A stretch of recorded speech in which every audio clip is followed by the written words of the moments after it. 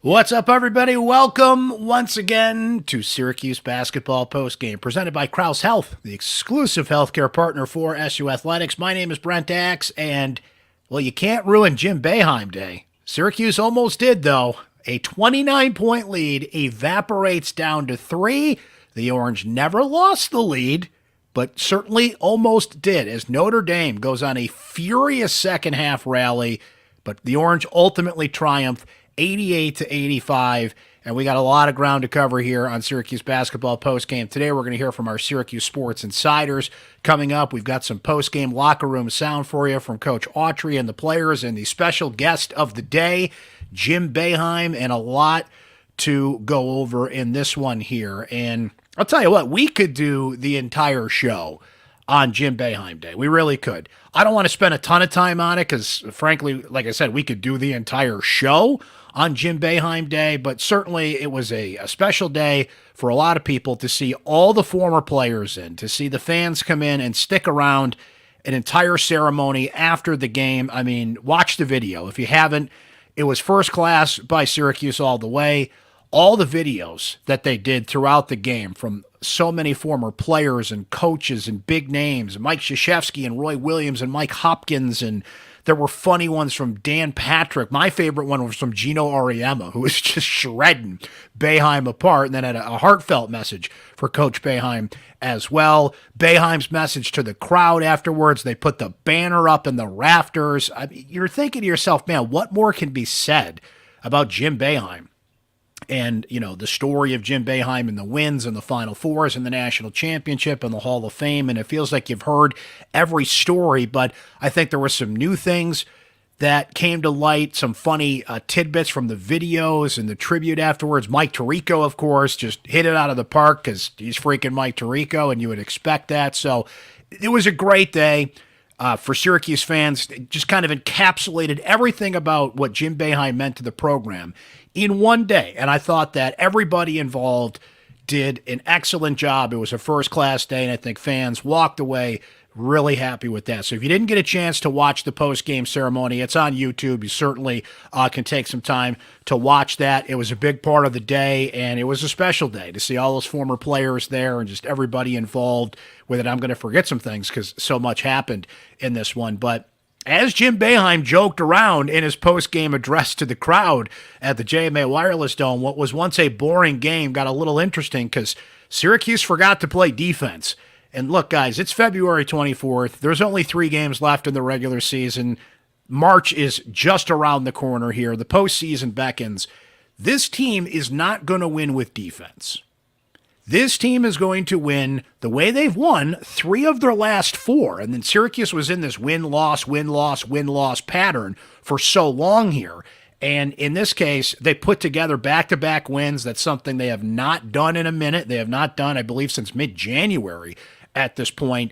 And they did it by having an incredible second half, which was partially fueled by defense, in the first half, because Syracuse gets a lot of steals. They get a lot of transitions. Notre Dame was turning the ball over left, right, and every direction in between. Syracuse had 31 points off turnovers in this game. That's how they won the game. They got up so big in the first half, getting points off turnovers, but 13 of those turnovers came in the first half for the Irish. They only committed 4 in the second half. So the turnovers, the steals, the gifts you were getting from Notre Dame slow down in the second half.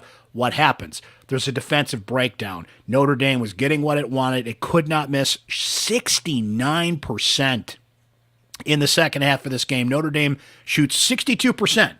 So if you can allow an opponent to shoot 62%, and that is way too many opponents that have done that against Syracuse this year, and win, you'll take it by the hair on your chinny chin chin. Another cardiac Cuse win for the Orange. Burton was huge for Notre Dame today. Marcus Burton with 28 points. And so we're going to get into this a little bit with Judah Mintz coming up, and who I thought had a good game depending on how you look at it in this one of 5 Syracuse players in double figures. But Notre Dame outscores Syracuse 56-39 in the second half. We mentioned they shot 69%. The turnovers dried up, and boy, Syracuse never lost the lead. But what was once a 29-point lead evaporates. So look, this is not a good defensive team. It's too late for this team to be a good defensive team outside of the steals in the transition defense that they're good at, but that is kind of short-lived. You can't play 40 minutes of defense that way. And this team has yet to put together a 40-minute defensive game this year. Guys, go back to the first game of the year. New Hampshire, same thing. We're here way down the road in late February, and they're playing the same way there. But where they have evolved is offensively, and there were a few guys that really stood out there today. Now, he didn't have the biggest numbers in the world, but you know what I'm going to start with today? I'm going to start with Justin Taylor, because we have ragged on Justin Taylor a lot. I put myself on that list. I think it's only fair to look at what Justin Taylor's in there to do. He's in there to score. Now, is he great at defensive rotations? Did he have some great defensive plays today and some key plays that sent the ball the other way? Yes. But this was only the second game in which Justin Taylor scored in double figures in ACC play. But see, here's the thing, guys. What you got from Justin Taylor today is, I think, all people are asking for. 10, 12 points. He attacked the basket. They were setting up more cut plays for him. Because when you're Justin Taylor, and Mike Waters made a great point about this after the game. I heard Mike and Justin talking about this, that Justin today, he's got a 6'10 guy on him. He's out of position. So everybody he's guarding is 3 or 4 inches taller than him, and they're in most cases bigger than him. So what Justin has to do is use his speed, cut to the basket, and that's what he did today. And he had a couple of confident shots, a nice reverse shot underneath the basket. What you saw from Justin Taylor in 21 minutes today is, I think, all people have been asking for. 10 points, 12 points, because you can't look at the box score after the game and see 2 points and hear Coach Autry or whoever it is afterwards once again talk about the great defense that he played and all these things. Now, that doesn't matter, but I think what we saw today is all people have been asking for. And Autry put up a staunch defense of Justin Taylor that I'm going to play for you a little bit later on in the postgame show. So not the biggest score in the game, but I wanted to give some flowers to Justin because, frankly, he had a rough year, and he admitted it himself, and if he contributes to a win by scoring, which he did today, it needs to be noted. But one of 5 guys, as we mentioned, in doubles, Judah Mintz with 21 points today, 7 of 14. That's right on the cut line of where you want Judah to be. I think offensively, Judah was smarter today, only took a few threes, attacked the basket, did what Judah Mintz does. He didn't get to the free throw line a ton, 6 of 7, though, when he got there. And 7, that's a lot, Brent, not for Judah. Judah can get 12, 13, 14 free throws. So I liked his balance offensively. Frankly, defensively, Burton really had him. Burton shook off him a while.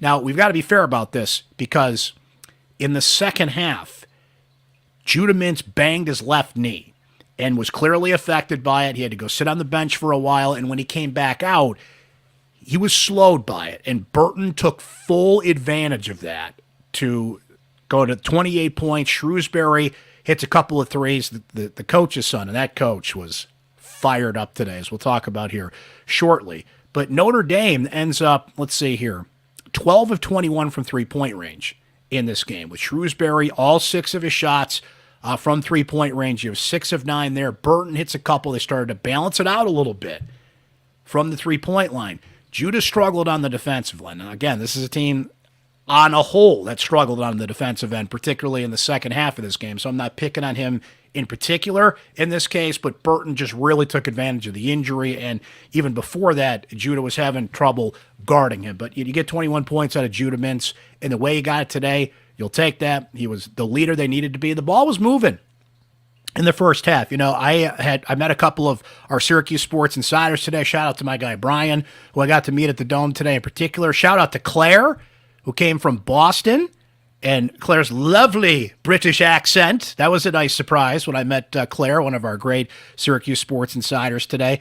And we were just all kind of having the same conversation. I said, look, if they move the ball, they're just a different basketball team.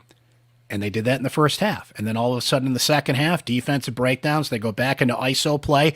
Quadir Copeland didn't have the best game today, just 7 points for him, 3 of 9 from the field, and he was forcing a lot of shots in the paint. You saw more ISO ball. JJ had 14 today against his former team, albeit just for a year, but the team you committed to and thought you were going to play 2, 3, 4 years of college at before he ends up, of course, transferring back here to Syracuse. 6 of 17 shooting for him. Malik Brown with 14 points and 7 rebounds today, and 5 assists as well.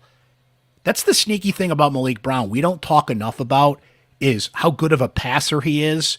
And he had 5 assists on the day, which, well, along with Quadir, that's how Quadir kind of made up for his lost shots. Also had 5 assists on the day today for Syracuse. So those are your 5 guys in doubles today. But, man, the tale of two halves that this team is, I mean, they're entertaining, right? You can't say, what do I always say on this show? I don't root for your team. I root for interesting. This is a very interesting basketball team. But it started at the end of the first half. The first thing that Adrian Autry said when he came into postgame was we had to carry our, what was it? I think I actually have the clip. If I don't, I believe it was, here, I wrote it down. Give me a second here, because he knew it. And he knew that's kind of where this team is. It says, here it is. We have to figure out how to keep that first half into the second half. Adding, quote, I was happy that we gutted out another win, even losing the big lead, but I thought the first half was just as good as the NC State first half. I felt that the ball moved, but then saying second half, naturally, teams are going to make a run, but I thought a lot of it was us.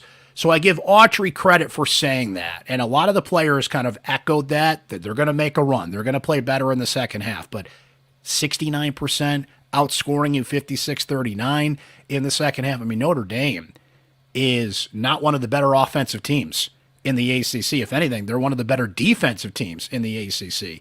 And Syracuse was able to overcome that today because, like we said, Notre Dame handed them 13 turnovers in the first half of this game. So that's something to think about. When you have, it's one thing when NC State does it, who frankly is a bad defensive team, and Chris Bell's camping in the corner and drops 26 points on you in the first half.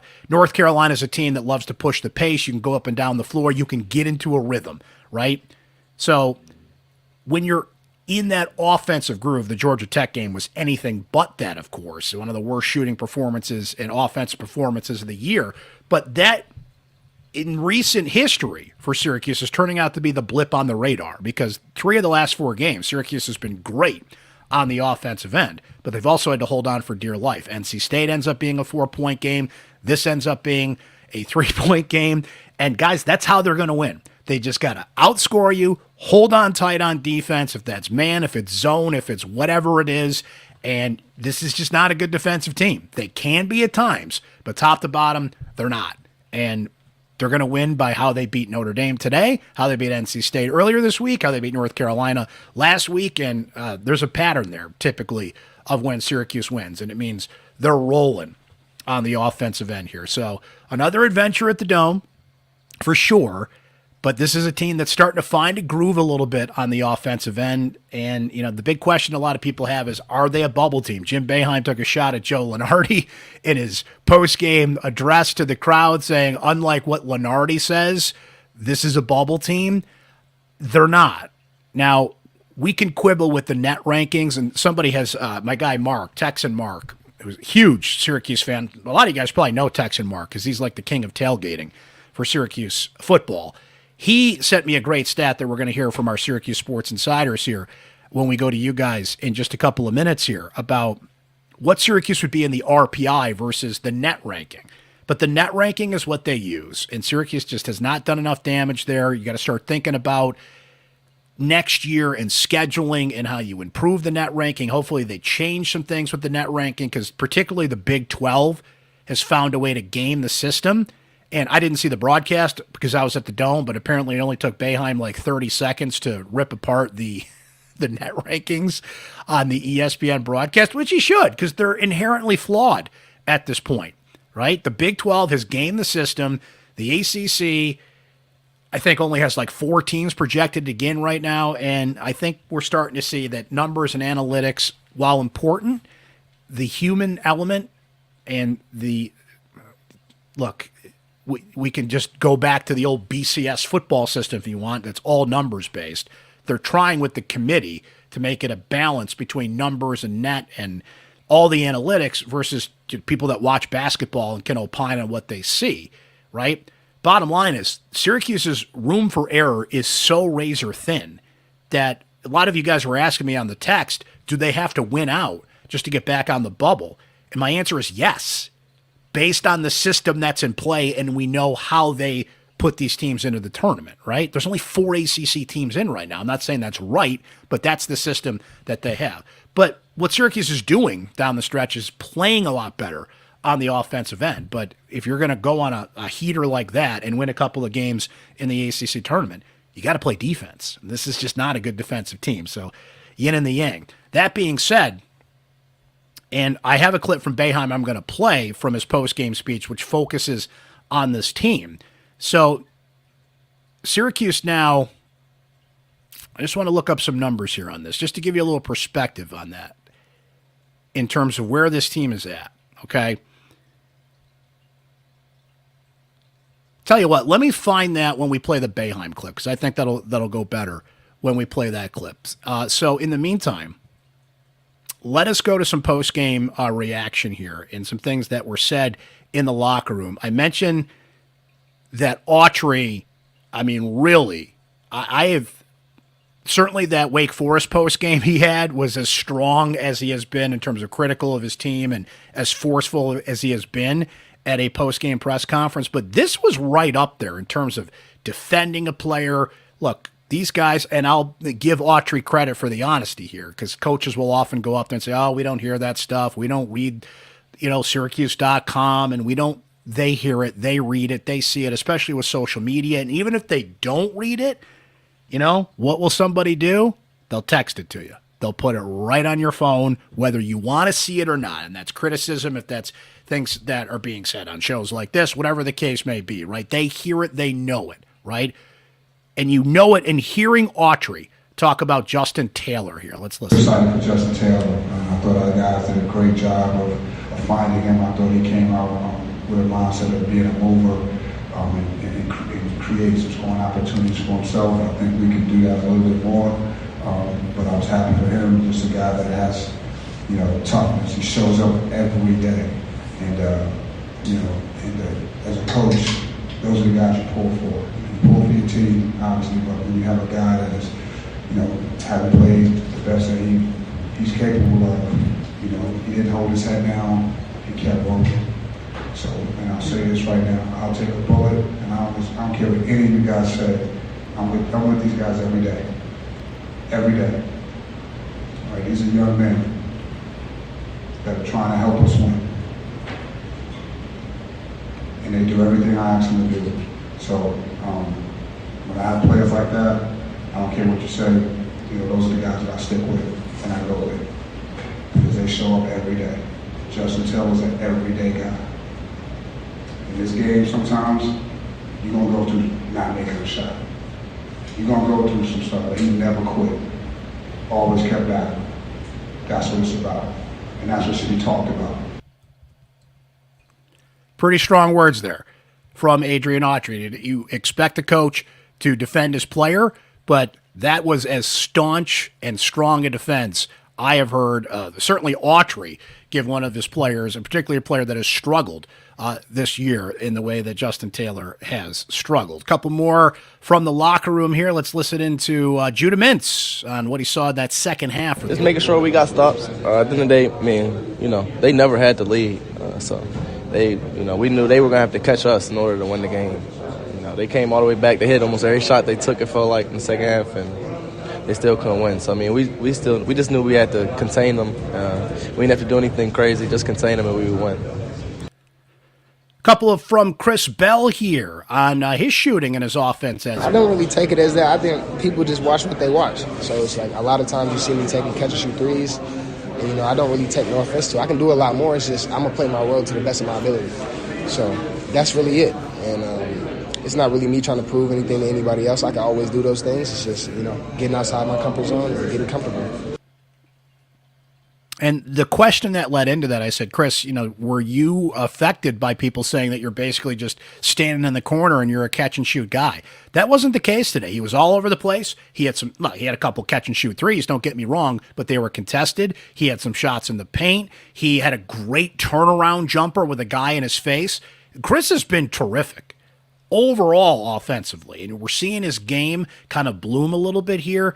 And guys, we're at the point of the year, okay, where you're not just thinking about down the stretch, what this team's going to do, can they get back into the tournament conversation, what they do in the ACC tournament. Let's be honest here. We're starting to look over the horizon to next year because with the transfer portal and name, image, and likeness, everyone's a free agent at the end of the year. And there are guys that it's just critical that Syracuse gets back next year. I'm going to be honest with you. I didn't always have Chris Bell on this list.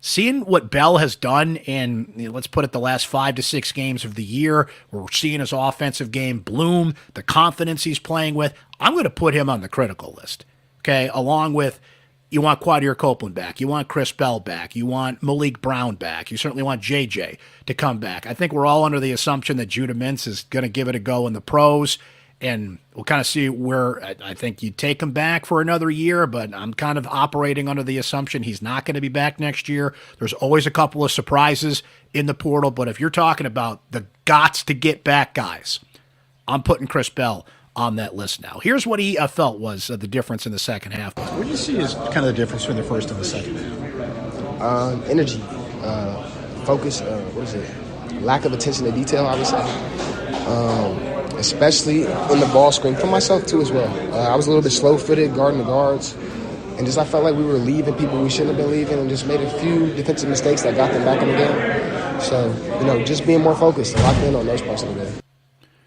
So that's Chris Bell there. And the last clip I wanted to play, and again, if you missed the Boeheim celebration, go check it out on YouTube, take it all in. It was so well done. The one clip I wanted to highlight from Boeheim was what he said about this current team here. And keep this in mind, and we'll kind of go over the stat after this. Autry got to 18 wins today. Okay, here's the big. I'd also like to congratulate Adrian, the staff, the players for having an amazing year this year.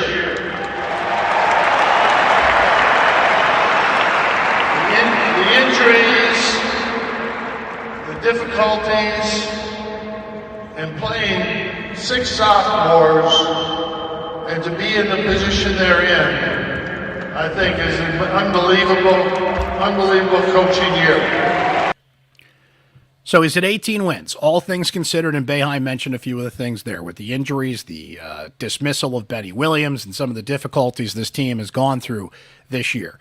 Jim Boeheim's last few records at Syracuse: 17-15, 16-17, 18-10, 18-14, 20-14. So that 20-14 season was the 2018-19 season Syracuse lost in the first round of the NCAA tournament to Baylor that year, who went on to win the national championship, I believe, the next season, if not soon after that. Okay?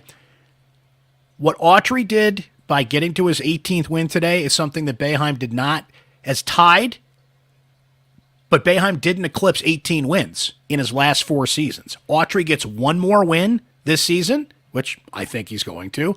He'll have done something Boeheim didn't do in his last 4 seasons as head coach. All things considered, all the injuries, the ups and downs, and the adversity that this team has gone through this year, and some of the things we've talked a lot about on the show. I thought that was interesting to note, and he's one away from eclipsing that. We'll see if he can get to the 20-win plateau. Who had that on their bingo card, that they would get to 20 wins this year, especially as we saw how the season was going along here. All right, friends, let's get to it. Our Syracuse Sports Insiders, we're buzzing on this one, and we'd love for you to become a Syracuse Sports Insider and grow, be a part of our growing community. And again, I met a bunch of you guys today. Great to see Brian and Claire and some of our regular Syracuse Sports Insiders that came by. Shout out to my guy Jay, who I love to see not only at games, but in the produce section at Wegmans, typically on Sundays. And what being a Syracuse Sports Insider means is you can text me directly anytime. Your questions, your comments, your opinions, your thoughts on all things Syracuse sports. I text you back. You get group texts where everybody gets insight and analysis from me pretty much every day. And once in a while, I'll take a Sunday off or something like that. But we're sending you info on Syracuse basketball, football. The news never stops there. We're into the heart of lacrosse season now. Big win for the Syracuse women's lacrosse team against Notre Dame. Speak of the devil, by the way, beating the number 2 Irish today. Huge win for Kayla Trainer's team and company. Syracuse women's basketball, of course, as they're coming down the stretch here, getting ready to play in the NCAA tournament. Being a Syracuse Sports Insider means you get all the inside analysis from me. You get priority on this podcast and our Syracuse Sports podcast, ideas for the show. I give you guys a heads up when we're about to record a podcast and get your thoughts on that show, questions for the people we've had on, like recently, Syracuse offensive coordinator Jeff Nixon. So we'd love for you to be a Syracuse Sports Insider. And the cool thing about it is you can try it free for 2 weeks. And the way you do that is just text the word orange to 315-847-3895. Sign up, try it free for 2 weeks, and then it's just $3.99 a month after that. Let's dive in, see what our insiders were saying about this one. From Rob W., it says, Cardiac Cuse once again almost pulled defeat out of the jaws of victory. Losing a 29-point lead on Jim Boeheim Day would have been a total gut punch. From Scotty K., who says, it's fitting on Jim Boeheim Day that Syracuse looks like a Jim Boeheim team. Suffocating defense, forcing turnovers, fast break action, and lots of points. This is what we saw for 47 years. Probably about 44 of those years. I think some of those things tailed off at the end, but point taken there, Scotty. Bill from Florida says, Taylor finally coming out of the corner looking for the ball, and the others finally looking for him. Always seemed like the forgotten man on the court. From Frankie S., who says, I really just wanted to enjoy Jim Boeheim Day. All I wanted was a laugher, and we had that for 19 minutes. It's just mind-boggling how Jekyll and Hyde this team can be at times. From Gabe, who says, what the bleep almost happened today? That would have ruined my day. And any others at the Dome today. We talked about taking their foot off the gas pedal, just avoided an epic collapse today. From Randy H., says, Syracuse was fortunate to win this game. We'll take it, but this team simply cannot put 40 minutes together. They're going to have to outscore, not out-defend people to win games. From Mike MC, who says, I really like this team, and I love Autry, but when this team is going to put forth a defensive effort for a complete game, when they space and move the ball, they can play with anybody. From Jack H., who says, all season, except for maybe the North Carolina game, Syracuse has played bad during the middle 10, last 5 of the first half, first 5 of the second half. He adds, that can't happen. Something needs to change there. All in all, a win is a win, and Syracuse needs to cling to that. I don't think they can afford to lose again this season if they want to go to the big dance. From Texan Mark, now I brought this up earlier.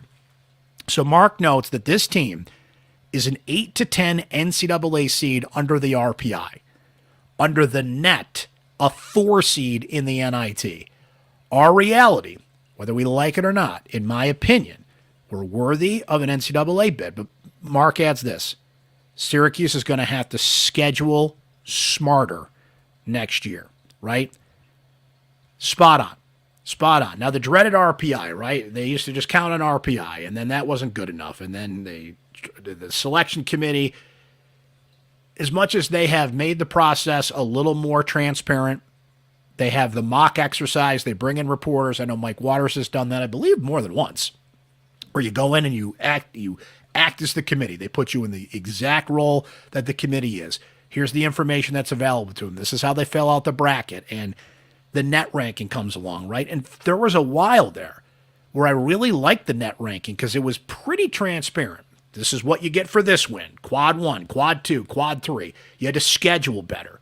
The teams that just piled on the cupcakes, and frankly, for a while, Syracuse was in that category until the last 10 years or so when they smartened up and made the non-conference schedule better because the committee looked at 4 months of basketball, not just 2 months of basketball in conference play, right? So Syracuse got better at scheduling tougher non-conference opponents. But the more we've gone down this road, the more it's been discovered how you can game the system. The Big 12 has done an excellent job of this in their non-conference and how it works, and you're just beating up on each other, right? The ACC has really been affected by this and how competitive the league is. That used to be rewarded for, right? But the net ranking doesn't quite reward you for this. There are teams that Syracuse has beaten twice that have been ranked above them in the net ranking, and I just feel like we've gone way into, analytics territory here, not on eye test and things like head-to-head wins. And the RPI is actually still used very heavily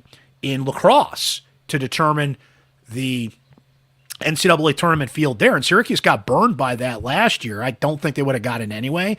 But Gary Gate on the lacrosse side scheduled a tough, and Syracuse always has a tough schedule in lacrosse, but he didn't, I think there's only 2 teams, maybe 3. I'd have to double check my math, but it's a much shorter list of teams above the top 50 in RPI because that's the metric they use, right? The net ranking, I do like some of it. I actually do like some of it because you know going into this, fans are engaged in it. Not just, by the way, in late February. We're talking about quad wins in December, right? So I like that. And you know exactly what the standing is. But clearly they have gamed the system, and they figured out how to manipulate it, and it's not everything. Now, do I think Syracuse is an NCAA tournament-worthy team? In the old way, back in my day, they would be a bubble team at 18-10, 9-8 in the ACC. So when Jim says, forget what Lunardi says, they're a bubble team, he's kind of right. But he's wrong in the sense of, based on how they pick the tournament now, and we know how they do it, they're not a bubble team.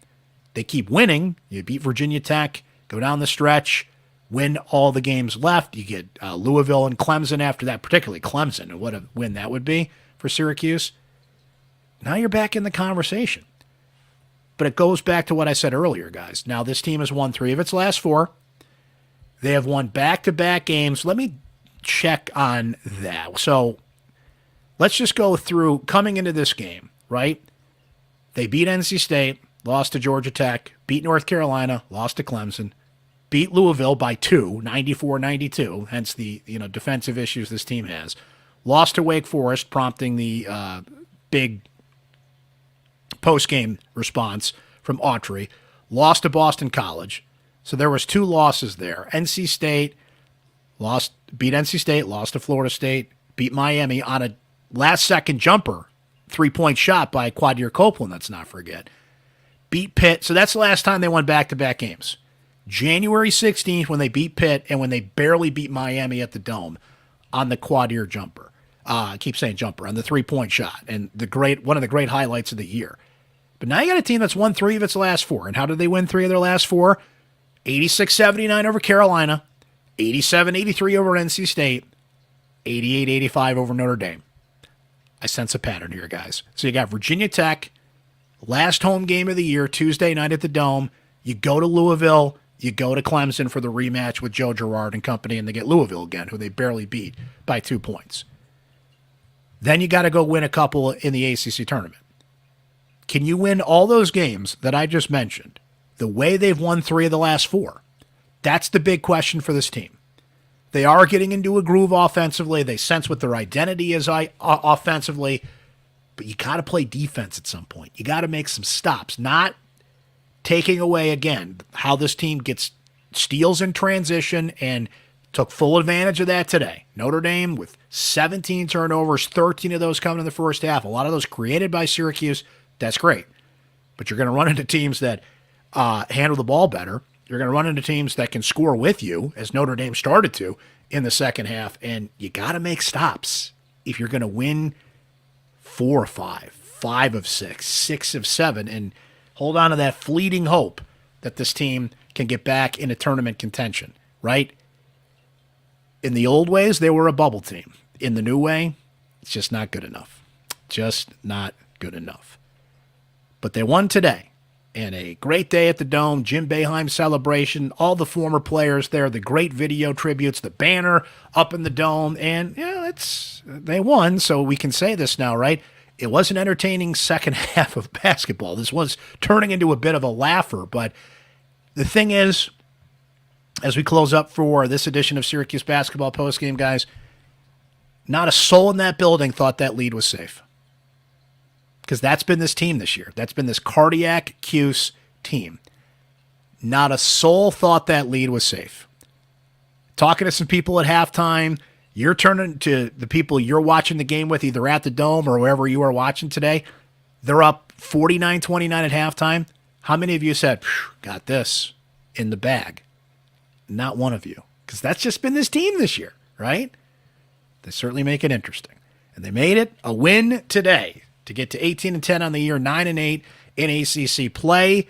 5 guys in double figures, as we mentioned, and we'll see what the Orange can do when they wrap up the Dome slate Tuesday night. Virginia Tech is next up. That's a 7 o'clock tip. We'll have a post-game show to follow that one, as we have all season long here on Syracuse Basketball Postgame, presented by Krause Health, the exclusive healthcare partner for SU Athletics. I thank our Syracuse Sports Insiders for their great texts and insight throughout the game. That's the beauty about being a Syracuse Sports Insider. You can just text me during the game. I text you back. It's a beautiful thing, man. We love to have you join the community. Just text the word orange to 315-847-3895 and become a Syracuse Sports Insider today. That's going to wrap it up for this edition, though, of Syracuse Basketball Postgame, as Syracuse wins on Jim Boeheim Day, knocking down the Irish 88-85. We'll talk to you next time, guys. Have a great rest of your weekend. We'll talk to you